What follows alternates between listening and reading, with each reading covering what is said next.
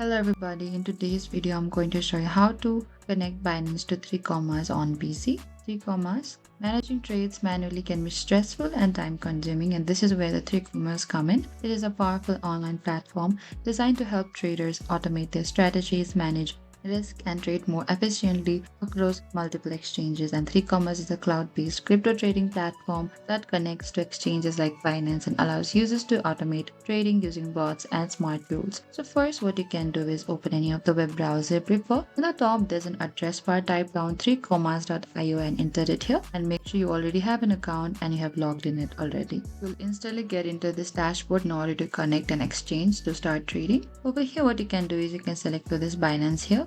And over here, in order to connect it, you need to select this connect again in the bottom right and proceed to connecting it. And after that, you can paste your API keys, paste your secret key and connect it. And if successful, your Binance account will show up in 3Commas. And never share your API keys. Do not enable withdrawals. If somebody looks suspicious, delete the API key from the Binance immediately. Thank you for watching this video. I hope I could help you. If you have any queries or confusion, please comment down below and we will reach out to you very soon.